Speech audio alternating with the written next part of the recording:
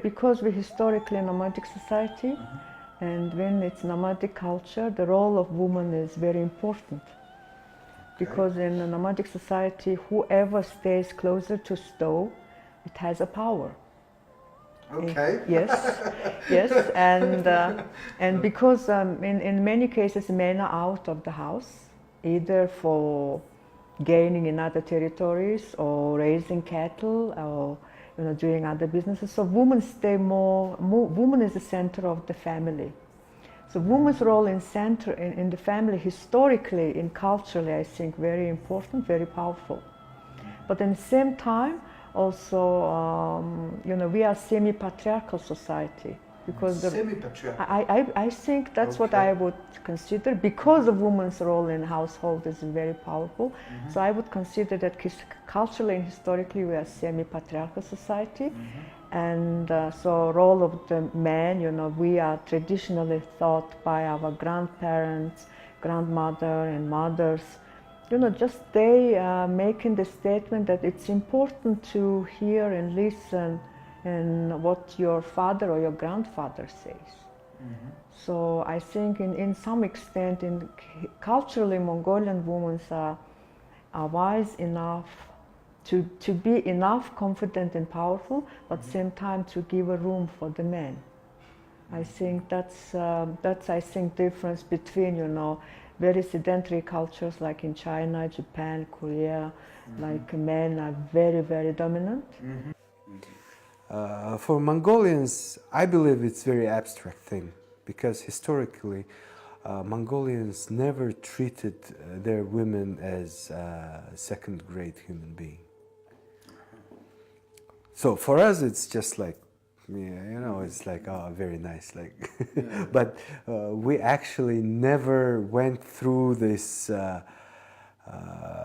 painful processes like in other societies. In Mongolia, what are the common violations of women's rights? I mean, can I say human rights? Yeah, woman human rights, I mean. Woman human rights, yeah. Okay. Most grave ones, of course, the violence, gender-based violence. Gender-based violence. We call it gender-based violence, which means that this kind of violence is inflicted on this person because of their gender or sex. Okay. Yeah. It's not exactly just a street fight that they have some difference of opinion or they don't like each other. It's because they're a woman, or it's because they're a wife, or because they're a daughter. They have this experience. According to the latest research by National Statistics Office, it's a statistics organization together with the UN Women in Mongolia. UN Women in Mongolia. It's actually about 1/3 of the women in their lifetime experience the physical or sexual violence. 1/3 of all women? Yes, okay. yeah. Which is really high, comparing to the other countries, Okay. Probably other countries who have less good laws than Mongolia. So this is the main topics for us. So the real problem is in the social attitude. Yeah, the law itself never implements itself. It's the people who implement the system and the people who follows the law and implement and enforce all this law. Okay, Ms. Andrea, can you tell me about the situation in Mongolia when it comes to women's rights? Did we Mongolians? I'm talking about Mongolians. Did we violate women's rights throughout our history? Absolutely. Absolutely. You'd agree on that, okay. Absolutely, Why? Because, yes, it is very romantic to look at the secret history of the Mongols and maybe a few myths here and there which only talk about queens or princesses. So the few historical documents, if we can call them historical, because it is difficult to say how much of it is history, how much of it is myth. We were nomadic people. We weren't really sedentary, literary people who wrote down, chronology of events. And also, if you look at secret history, it was written afterwards by certain men, right? After the events, not, it wasn't recorded at the same time. But in any case, so the few of the figures that you may bring up as proof that Mongolians had greater gender equality would be Arlongo, would be Burte, would be Odlung, and so on and so on. But think what Mongolians did, really. What did our ancestors do? We were military nomadic people. And Mongolians, were raided, and even in the secret history of the Mongols, you do remember how brides were snatched, right, and presumably raped. So throughout Mongolian history, particularly during the military period, there's been a lot of rape. There's been a lot of bride stealing, and there's been a lot of exploitation of women's labor. So let us not romanticize Mongolian history. At the same time, I do agree with historians and with certain cultural critics who will say that women in Mongolia, but again, remember, there is no one woman, there is no one group of women, but generally speaking, women in Mongolia did have, I do agree, a higher degree of freedom than in most sedentary cultures, rice growing, cultures. So that, yes, but just because comparatively speaking, in the nomadic tribes, women did have greater freedom, doesn't mean there were no women's abuses of women. In Buddhist art, women are often represented as a wisdom aspect. Wisdom aspect. And there is a male and female Buddhas embracing each other, like when you go to the Zanbazaar Museum. So women represent the wisdom side aspect, and male deity, male Buddha represents the compassion side. Wow. Yes. Really controversial, it's vice versa. Oh, no, then there is a lot of legends, like the women's, when there is a debate, the woman is defeated the monks by her wisdom in the Buddhist teaching. So which means women are wise. But by saying that, it doesn't mean women are wiser than men, men are inferior in intellectual level, which means they are equal. Physically could be a difference, there's maybe, but the intellectually same. So that's why we say women can be enlightened. So there's lots of the Buddha, or we could say the enlightened one. So when we talk about the enlightened one in Buddhist tradition, one must have the supermind, which means the analytical and critical mind. And see the things as they are, reality, the wisdom side. And the super heart, which means you have to compassion towards your fellow beings. So when you develop these two aspects, wisdom and compassion aspects, so you will become the enlightened one. You become a superman. So there is a lot of superwomen in Buddhist tradition, and they are represented as a superwoman in the Buddhist art. For example, there is we all know very well about the Green Tara. Green Tara? Yeah, Yes. Green Tara is a female deity. Yes. Yes, it's female, and yes. she is enlightened one. Yeah, and White Tara. White Tara. Yes, again, an enlightened one, a woman. And Shri Devi is protector deity, Shri Devi, but in wrathful form. We cannot distinguish it like a black and white. This is man, this is woman, woman is this, man is this. This kind of stereotype is not taught in Buddhist teaching. So. Эцэг эхүүд хүртэл ингэдэж штэ. Манайх одоо хүүдээ өмчөө өгнө.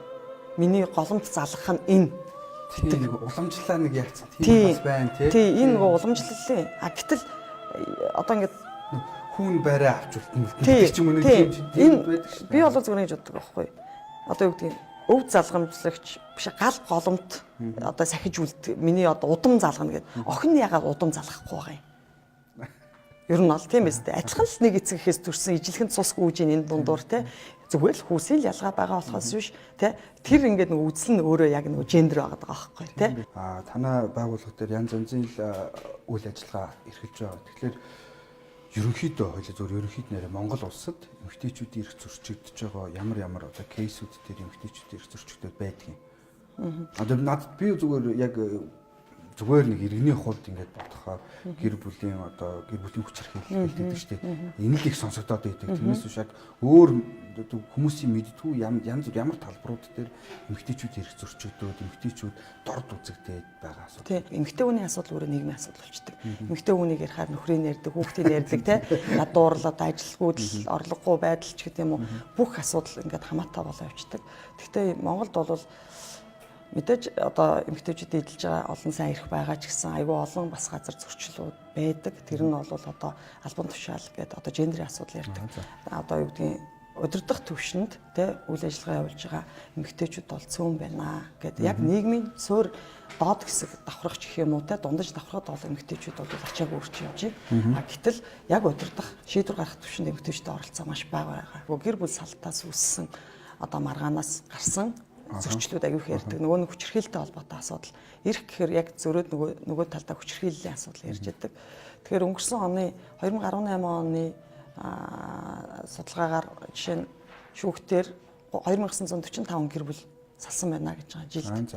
Тэрний хэдэн мэдээж энэ цаана дахиад 2945 өргөтгөлсөн ээж бий болж байна гэх. Яг өргөтгөлсөн ээж гэдэг чинь. Өнөөдөр Монгол улсад 78 орчим мянган өргөтгөлсөн эмэгтэй байгаа.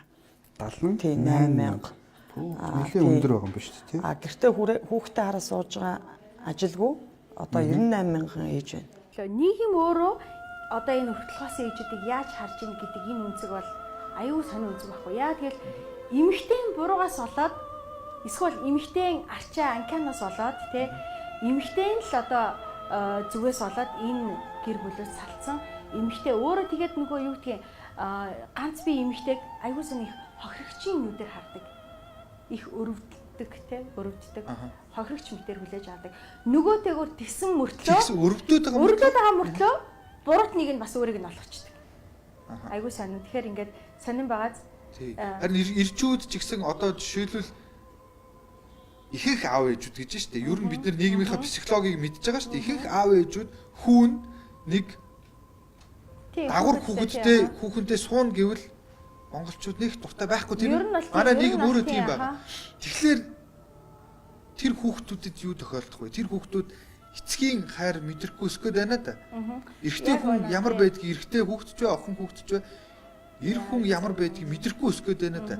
Энд чинь өөрөө нийгэм дахиад нэг бас нэг өөр төрлийн эрчүүдийг бэлтэж байгаа байхгүй юу? Бид нар дараагийнхаа өөрсдийнхөө хүүхдүүдийг, октоодоос гарах охтуудыг те ганц бие ээж болохгүй тулд те хөвгүүдээ те өөрийг хариуцлагагүй ир болохгүй тулд бид нэр одоо тэмцэх хэрэгтэй байхгүй юу? Үнэн байсанд чинь баярлалаа. Баярлалаа. Амжилтсэ. За баярлалаа. Well, I just met with Miss Nara and I have this deep concern or some kind of worry born inside of me because of all these big number of women who are leading a family by themselves, who are raising children by themselves, like single mothers. Why in our society, I mean, I have this feeling, and it's most probably they cannot get married again because of this social attitude. And what can we really do to fix this problem? Because these number of mothers, there are maybe double number of children raising with single mother, and they will not grow up with fatherhood, like fatherly love, etc. So again, this in the future will make another problems, another whole generation of people. Kids will grow up, and when they are adults, they have really high probability to become single parents without any responsibility. So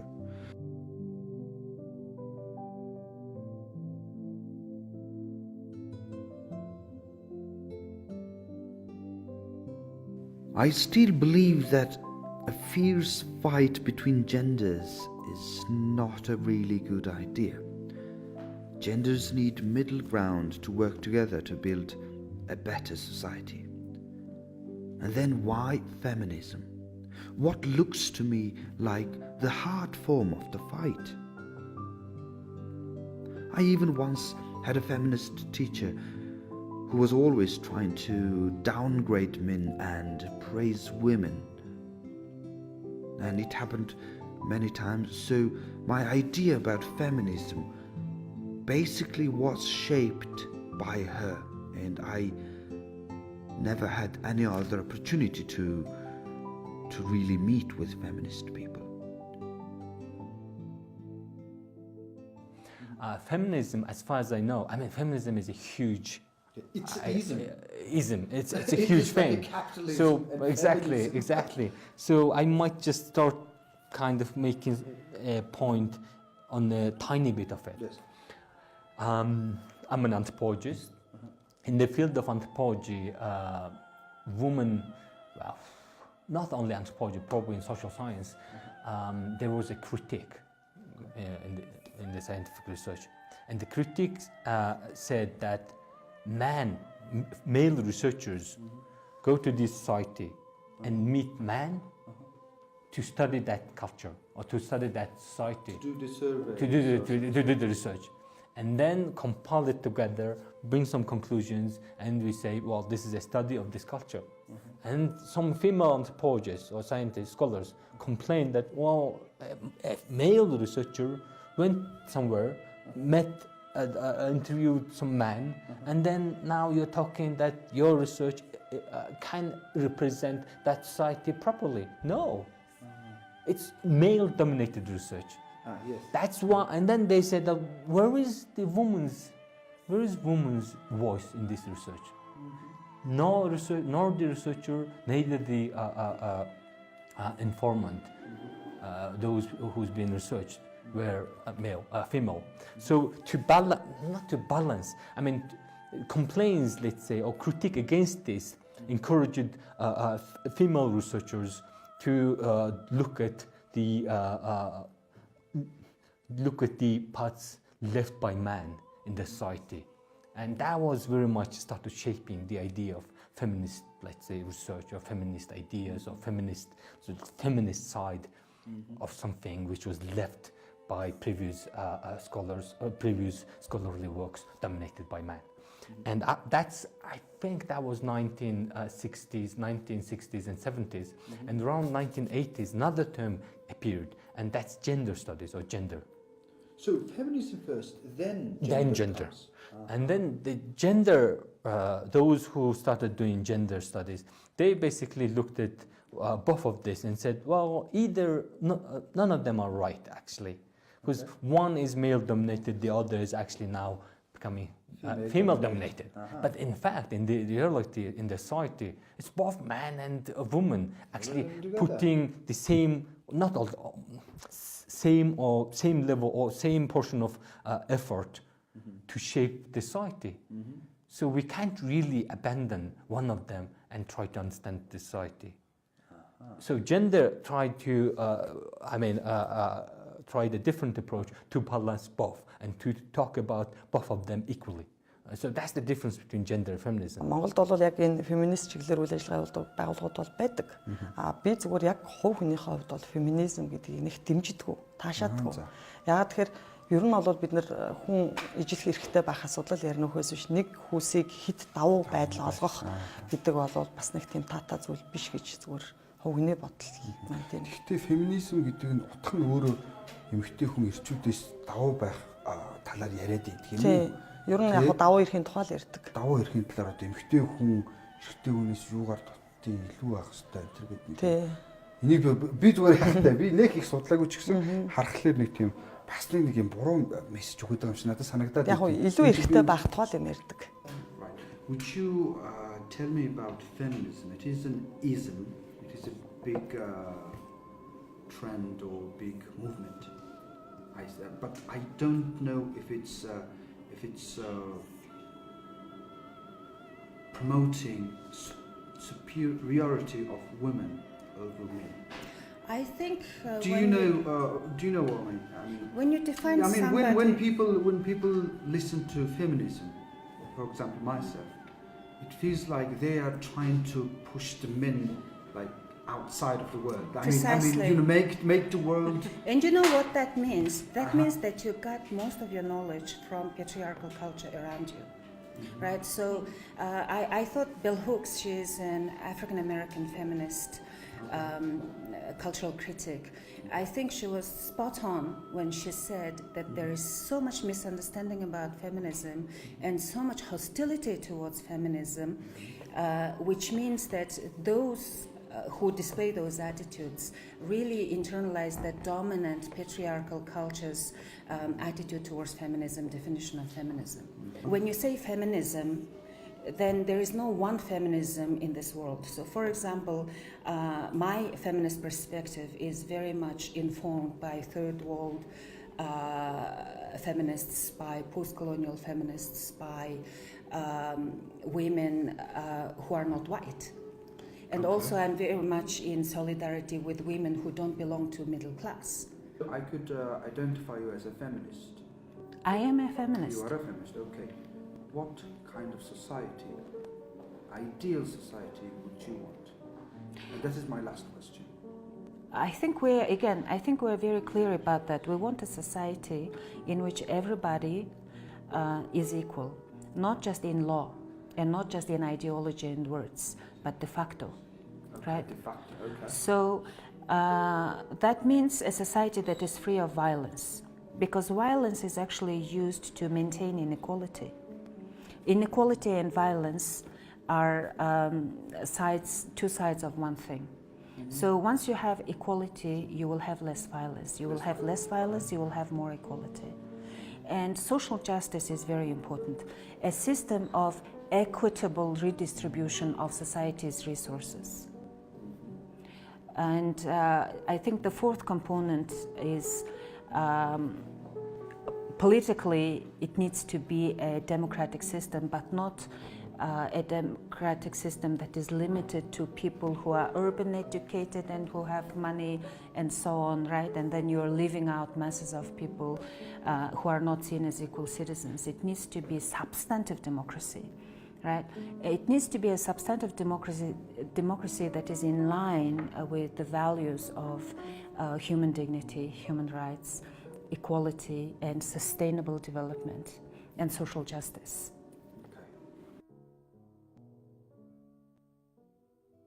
During my journey looking for answers to my questions, I had this sense that Mongolia had a relatively good environment for gender equality during socialist times. The first constitution created participation from women in decision making, a higher number of women employed, etc. So I was looking at numbers on the internet, and there are similarities to the Republic of Cuba, one of the few remaining socialist countries. The 1 year of maternity child as a possibility for, yes. Yeah. But in Cuba, we extended that to men and to grandfathers. Why? So, if the mother have to go to work because she have a good work and she want to leave the child with the father, the state will pay the grandfather and the father for taking care of the children. And then mother can go work. Exactly. It's not only for her. You understand? It's more than So that. it's sharing the responsibility. Exactly, with the whole family. But the state will give the salary as she was her to the father or to the grandfather, to give the woman the possibility to go to work. In relation with the women in the parliament position, Cuba occupied the second place in the world with 53.24. Wow. I mean, this is 53.22. Okay, I have this question. That we have, no, it's not like, I mean, here in Mongolia, for example, you have 76 member of the parliament, okay? In Cuba, we have 605. So 300 women are sitting in our parliament. Wow. So not only men. That is like a great example. Okay, my question. When these many women are participating in society's role and sharing the responsibilities, are the men offended? And what happened right now, it's very funny thing, because now the men are proud that he's been ruling by women, that they've been commanding by women. Exactly. I mean, why? Why? Exactly, because they have been able to show that they are strongest as the men. They have been smart as the men, and they have been showing to the whole population that that's the place that women deserve. It takes time. Cuba was the first country to sign and the second to ratify the Convention for the Elimination of All Forms of Discrimination Against Women. The maternity and paternity law was reviewed and its leave was extended until the baby is 1 year old. It gives the mother, father, and grandparents the possibility of sharing the care of the child. In relation to women in parliamentary position, Cuba occupies the second place in the world by 53.22%.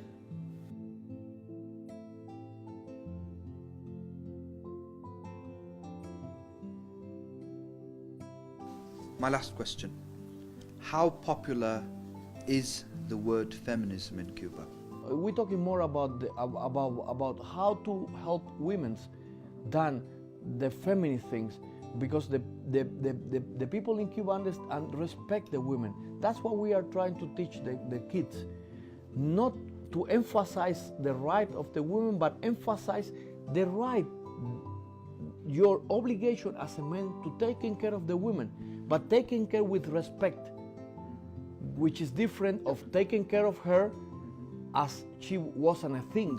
She's not a thing. You understand? This is really tricky. Exactly. So taking care of the women, see the women as an equal person to you, not taking care of the women as she was belonging to me. Yes. You understand? Yes. Oh, she's my thing. Difference. I taking care of her. No. I taking care of her, but she have their own life. She's better than me in many things, and we sharing a life. That's what we try to teach our generation. You need your food salted, right? So if you put too much salt in it, or there is no salt in it, your food is spoiled, right? So it's the same about the feminism or patriotism or whatever. Like, if you do it too much, it becomes exaggerated and it doesn't make any sense. Same about the feminism. If you feel like you are oppressed, yes, you have the right to raise your voice. But nobody is oppressing you and then you start like screaming about your rights. It doesn't sound right.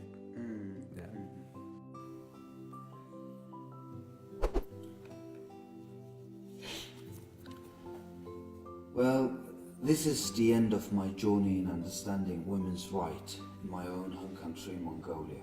I have to say I'm a changed man, because now I can take part as feminist ally and explain what feminism is to anybody and in anywhere without any shame.